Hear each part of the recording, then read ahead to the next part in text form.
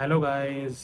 मेरा नाम है आरव सिंह और आप सभी का स्वागत है आपके अपने इस यूट्यूब चैनल पे जिसका नाम है हॉरर रेडियो।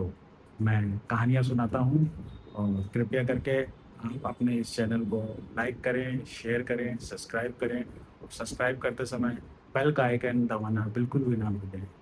तो चलिए दोस्तों, शुरू करते हैं आज की अपनी हॉरर स्टोरी। तो ये किस्सा मुझे पंकज जी ने सुनाया था और जब उन्होंने ये किस्सा मुझे सुनाया तो मैं आपको बता नहीं सकता कि उस वक्त मेरी रूह कहाँ चली गई थी।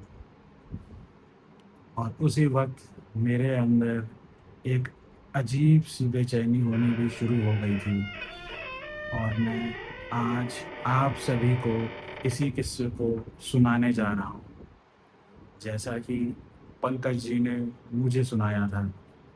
तो दोस्तों, मैं हूँ आपका दोस्त आरव सिंह और आप सभी देख रहे हैं हॉरर रेडियो। तो चलिए दोस्तों, शुरू करते हैं आज की डरावनी भूतिया कहानी को। तो दोस्तों, पंकज जी ने मुझसे कहा कि इस भूतिया घटना को ध्यान से सुनो। दरअसल ये दास्ता एक बस ड्राइवर की है जिसका नाम था मनोज। और मनोज के लिए उसकी बस कोई लोहे का ढांचा नहीं थी, बल्कि वो उसकी दुनिया और उसका पूरा मंदिर था। लेकिन हमें और आपको तो यही लगता है कि एक बस सिर्फ लोहे का ढांचा होती है।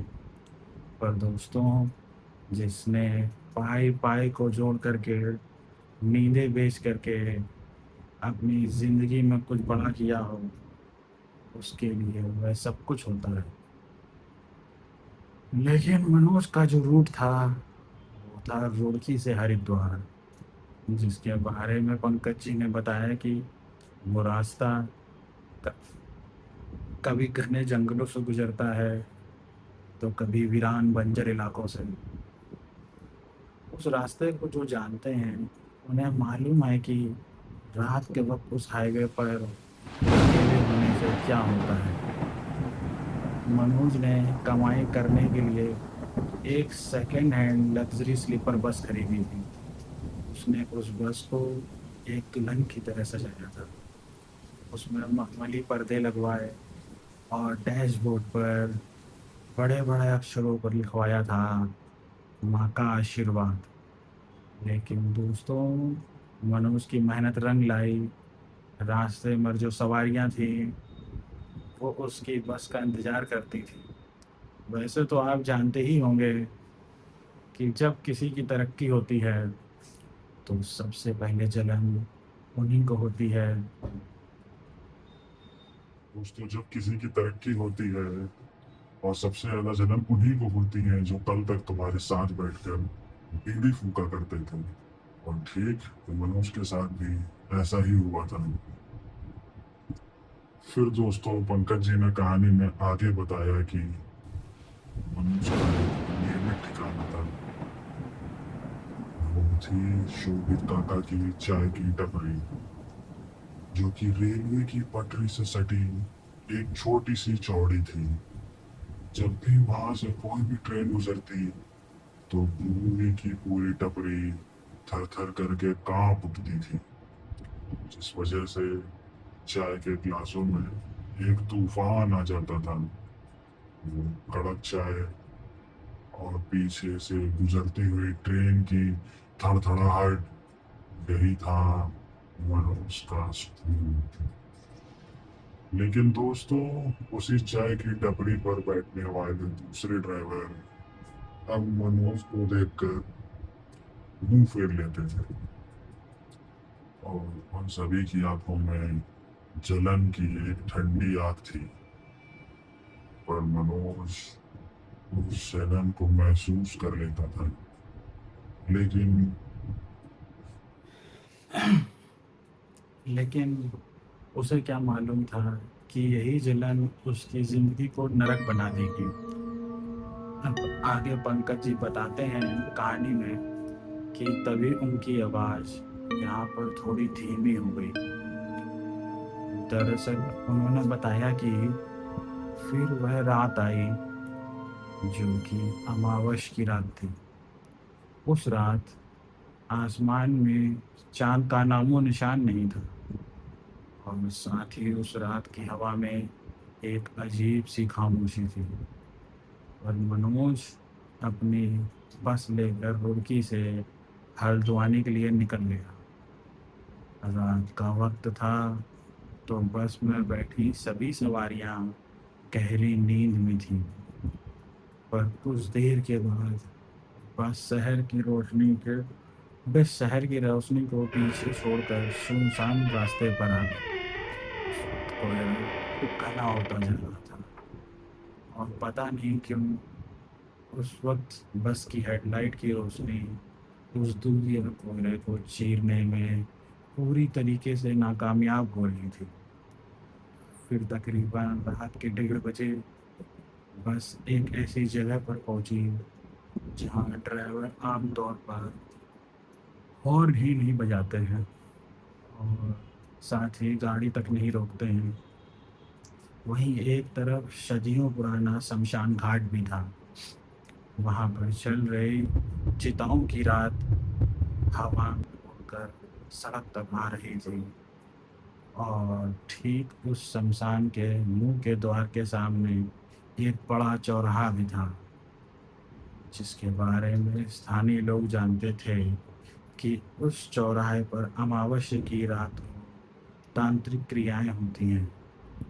यानी कि ये लोग अपनी बलाएं, बीमारियां, दुश्मनी सब कुछ किसी चीज़ में बांधकर वहाँ पर फेंक जाते हैं।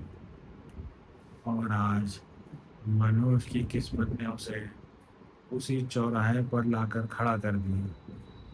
इधर बस की रफ्तार बहुत तेज थी।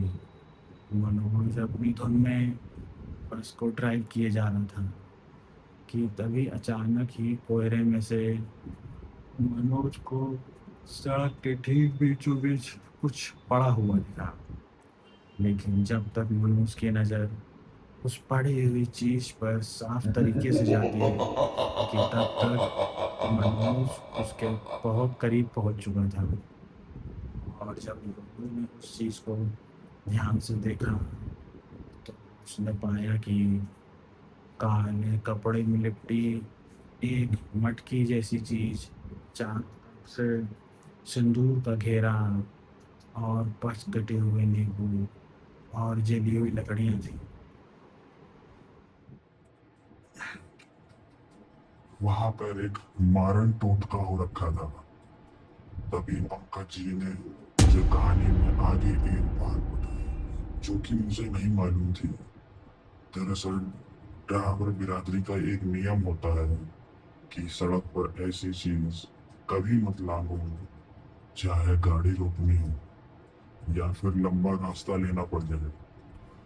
लेकिन पता नहीं उस पल कैसे नियति ने मनोज के हाथ पांव बांध दिए थे। बाई तरफ गहरी खाई तो दाई तरफ शमशान की ऊंची दीवारें थी। ब्रेक मारो तो बस पलट जाती और ना रोके तो उस तंत्र सामग्री के ऊपर से बस निकल जाती। लेकिन मजबूरी में उस वक्त उस वक्त मनोज ने स्टीयरिंग व्हील को कस कर पकड़ लिया और फिर बस को उस तांत्रिक सामग्री के ऊपर से सीधा निकाल दिया।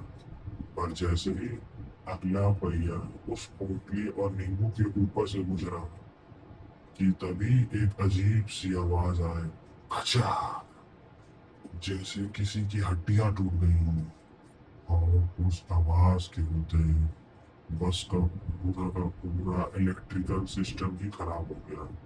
यानी कि बस के इंजन से एक ऐसी घड़घड़ाहट की आवाज आ रही थी जैसे कोई जानवर दर्द से चीख रहा हो। इधर मनोज का दिल डर से जोर जोर से धड़क रहा था। तभी उस समय किसी तरह अपने आप को शांत किया। सोचा कि जैसे यहाँ पे कोई पत्थर था जिस वजह से ये सब हुआ था। और फिर यही सोचते हुए मनोज आगे बढ़ गया। दोस्तों, फिर कुछ किलोमीटर आगे मनोज को रेलवे क्रॉसिंग के पास सुबह काका की चाय की टपरी दिखी। और उस चाय की टपरी को देखते ही मनोज ने बस रोक दी। बस के रुकते ही मनोज अपने कांपते हाथों से टॉर्च लेकर उस बस से नीचे उतरा। और जब बस के पहिए की तरफ देखा उसने टॉर्च की रोशनी मारते हुए, तो उसने जो देखा वो देख कर तो मनोज के पैरों तले जमीन ही खिसक गई। दरअसल उसने देखा कि अगले पहिए के रिम और एक्सल के बीच एक काला कपड़ा बुरी तरीके से फंसा हुआ है। पहिए पर नींबू का रस और ताजा लाल सिंदूर जैसे उस पर लिपटा हुआ था, जैसे वो किसी खून पर लिपटा हुआ हो। लेकिन मनोज ने कैसे भी करके उस लोहे की रॉड से उस काले कपड़े को खींचना शुरू कर दिया। और जब वो काला कपड़ा पहिए से बाहर निकला, तो उसमें से एक छोटी सी गुड़िया नीचे गिर पड़ी, जो किसी आटे और राख से बनी थी। और जब मनोज ने उस गुड़िया को ध्यान से देखा, तो उस गुड़िया के पेट पर एक लाल धागा और दोनों आंखों में जंग लगी हुई लोहे की कीलें गड़ी हुई थी। और जब मनोज ने उस गुड़िया को ऐसे देखा, तो उस गुड़िया को देखते ही मनोज की चीख निकलते निकलते रह गई। उस गुड़िया से आती हुई गंदी महक किसी सड़े हुए मांस की तरह थी, जिस वजह से मनोज ने उस गुड़िया को लात मारकर झाड़ियों में फेंक दिया। जब मनोज ने ये सब कर दिया, तो उसने उस जगह पर थूका और अपने हाथ पोंछे और अपनी बस में आकर बैठ गया। उसे लगा कि शायद बला टल गई है, लेकिन ऐसा नहीं था कि दोस्तों, बला टली नहीं थी, बल्कि उल्टी वह बस के अंदर आ चुकी थी। तभी पंकज जी ने एक कांपती हुई आवाज में मुझे कहानी में आगे बताते हुए कहा कि उसका हाल हल्द्वानी तक का बाकी का सफर किसी बुरे सपने की तरह था। बस के कैबिन में इतनी ठंड हो गई कि मनोज के दांत तक किटकिटाने लगे थे। उसे बार बार यही लगता कि पीछे वाली खाली सीट पर कोई बैठा है। और जब रियर व्यू मिरर में देखा, तो अंधेरे में परछाइयां हिलती हुई दिखती। हल्द्वानी पहुंचते ही हल्द्वानी के रास्ते में बस में जले हुए बालों और बासी फूलों की ऐसी बदबू फैल गई कि सवारियां भी अपनी नाक सिकोड़ने लग गईं।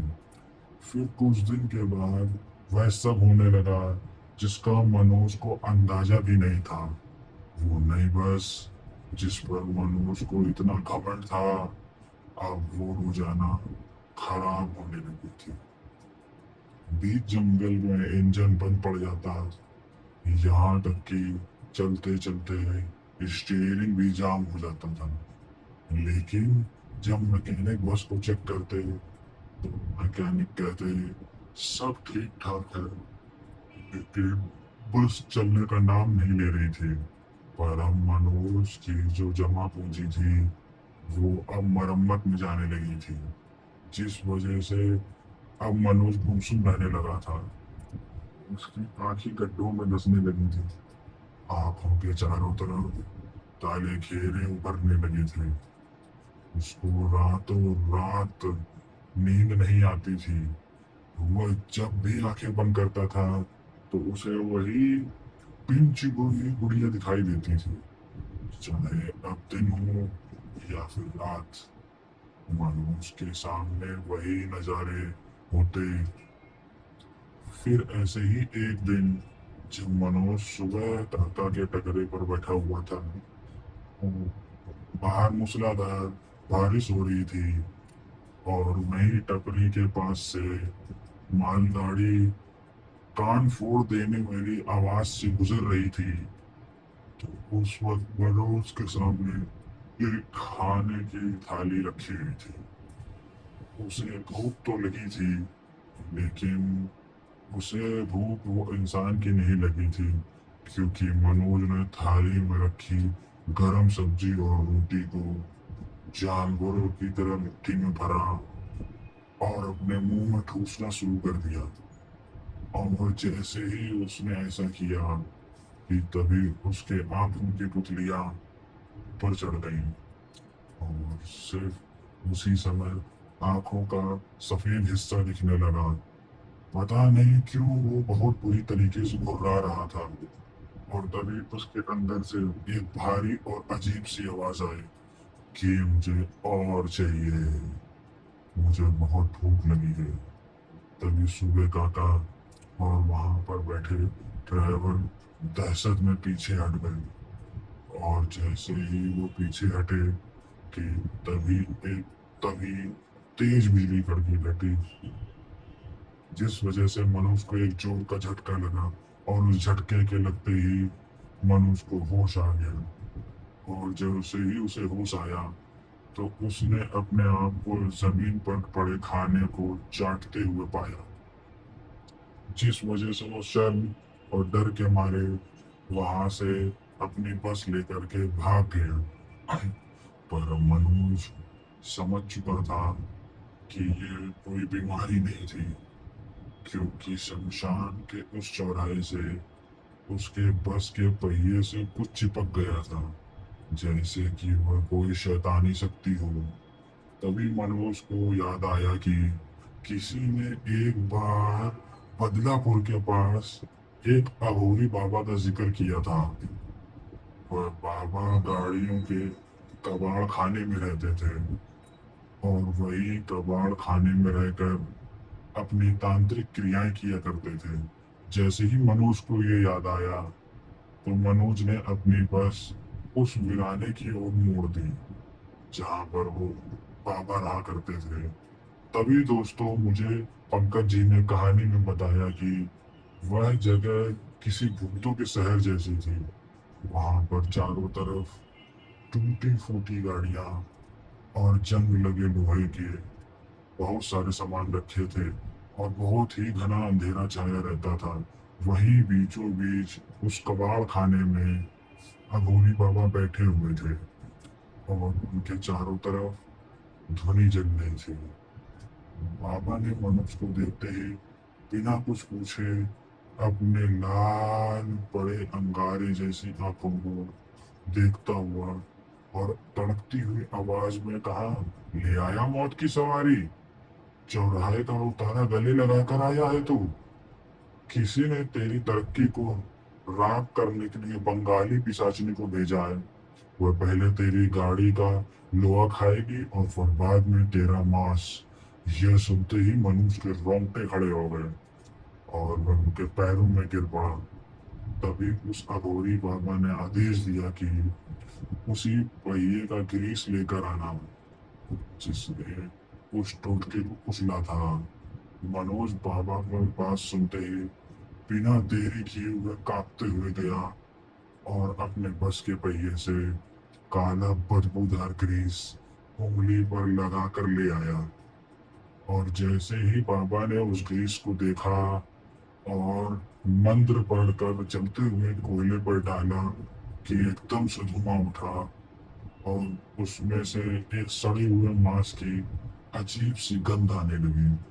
तभी उस अघोरी बाबा ने मनोज से बताया कि यह बला अब तेरी बस के लोहे में बस गई है और इस बला को निकालने के लिए मुझे तेरा ही इस्तेमाल करना होगा। और हाँ, आज रात इसी बस में तुझे उसका सामना करना पड़ेगा।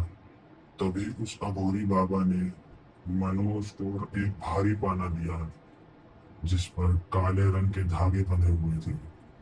मनोज को बस की ड्राइवरिंग सीट पर बैठने को कहा और खुद को अघोरी पीछे की सीट पर जाकर बैठ गया। मंत्र पढ़ने लगा। लेकिन उन्होंने मनोज को एक सख्त हिदायत दी, चाहे जो भी हो जाए तुम पीछे मुड़कर मत देखना और फिर जब वो सामने आए तो फिर डरना भी मत, तुम बस उस पर वार कर देना। फिर रात के 3 बजे दोस्तों दोस्तों कहानी के इस पड़ाव में पंकज जी की आवाज़ और भी धीमी हो गई थी, क्योंकि पंकज जी ने आकर बताया कि जब सन्नाटा चीखने लगा था तो बस के अंदर का माहौल बदलने लगा और सभी खिड़कियां एक साथ खड़खड़ाने लगी थी। बस के अंदर का तापमान शून्य से नीचे चला गया था और विंडशील्ड पर अंदर की तरफ से कोहरा जमने लगा था और फिर उसके फर्श के नीचे से खुरचने की आवाज़ें आने लगीं, जो पूरी बस में गूंजने लगी, जैसे कोई नीचे से लोहे को नाखूनों से काट रहा हो। तभी धीरे धीरे वो आवाज़ केबिन के अंदर घुस आई। इधर मनोज के कंधे पर एक बर्फ जैसा ठंडा हाथ महसूस हुआ और कान के पास एक सड़ी सी गंध महसूस हुई और एक फुसफुसाती हुई आवाज़ हुई। वो आवाज़ कुछ इस तरह की थी, क्यों हटाया मुझे, मैं तो तेरे साथ जाने वाली थी, अब तुझे साथ लेकर जाऊंगी। दोस्तों यह सुनते ही मनोज का शरीर एकदम से जम सा गया था। डर से उसका दिल मानो फटने को हो गया था। अभी मनोज कुछ और सोचता कि तभी पीछे से बाबा एक तेज आवाज में चिल्लाए, मार मनोज, ये चीज तेरा भ्रम पैदा कर रही है, मार मनोज। तभी मनोज ने अपनी सारी हिम्मत बटोरी और ईश्वर का नाम जपते हुए पूरी ताकत से पीछे घूमते हुए उस साय पर वार कर दिया। और जैसे ही मनोज ने पाना घुमाया कि तभी एक भयानक कान फोड़ देने वाली चीख बस के अंदर गूंज उठी, जिस वजह से बस के सारे कांच चटक गए और वह काला साया एक चलती हुई औरत के रूप में धुएं की तरह छटपटाने लगा। और जब मनोज उस साय को असली रूप में देखा तो उसके हाथ पांव फूल गए और उसके अंदर तक का कलेजा कांप उठा और वह एक झटके के साथ बस की छत को चीरता हुआ बाहर निकल गया। लेकिन मनोज अब बेहोश होकर स्टीयरिंग व्हील पर गिर पड़ा था। फिर जब सुबह हुई तब जाकर मनोज की आंखें खुली और उस वक्त मनोज का शरीर टूट रहा था, लेकिन अब उसका मन बहुत ही ज़्यादा हल्का था। यानी कि अब वो भारीपन, वो बदबू, वो डर, सब कुछ गायब हो चुका था। फिर जब मनोज ने नज़र उठाकर आसपास देखा तो वहाँ पर कोई नहीं था। यहाँ तक कि वो बाबा भी वहाँ से जा चुके थे। लेकिन बस के डैशबोर्ड पर थोड़ी सी भभूति पड़ी हुई थी। तभी मनोज ने सही तरीके से बस को धोया और पूजा पाठ की बस की और फिर से उसे अपने काम पर लेकर निकल पड़ा। लेकिन दोस्तों कुछ दिनों के बाद जब मनोज अपनी बस लेकर उस चाय की टपरी पर पहुंचा तो उसे कुछ पुलिस वाले आपस में बातें करते हुए नजर आए। वो कह रहे थे कि पीछे पुलिया के पास एक बस खड़ी हुई है जिसका ड्राइवर पूरी तरीके से जल बुझ गया है और छानबीन में पता चला कि ड्राइवर का नाम रंजीत था। अब ये सुनकर मनोज के हाथों से चाय का गिलास नीचे गिर पड़ा। रंजीत, ये वही नाम है, ये वही रंजीत है जो मनोज से जलकर तांत्रिक लोगों के चक्कर काटता था। तभी मनोज को अपने उस अघोरी बाबा की वो बात याद आ गई कि ये टोटके, ये काली विद्या पलट कर उसी इंसान के पास जाती है जिसने इसे भेजा होता है। और ठीक रंजीत के साथ भी वैसा ही हुआ। तो दोस्तों मनोज समझ गया था कि कर्मों का हिसाब इसी जन्म में और इसी धरती पर होता है। तो खैर उस दिन के बाद से मनोज आज एक अच्छी खासी जिंदगी जी रहा है और अपने जीवन में वो बहुत खुश है। तो दोस्तों, ये तो सुनाई थी कहानी पंकज जी ने, मनोज बस ड्राइवर की एक भूतिया कहानी। तो दोस्तों, कहानी कैसी लगी आप हमें नीचे कमेंट बॉक्स में ज़रूर बताएं। और अगर आपको ये कहानी पसंद आई तो सभी लोग मिलकर इस चैनल को लाइक करिएगा, शेयर करिएगा और सब्सक्राइब करना भी बिल्कुल मत भूलिएगा। और सब्सक्राइब करने के बाद ऊपर लगी हुई बेल आइकन की बटन को दबाना बिल्कुल भी ना भूलें, जिससे कि हम लोग आपस में डेली जुड़े रहें और मैं आप लोगों के लिए रोज़ अच्छी अच्छी कहानियाँ लेकर आता रहूँ और आपको सुनाता रहूँ। तो दोस्तों, अब अलविदा लेते हैं और मिलते हैं कल एक नई कहानी में।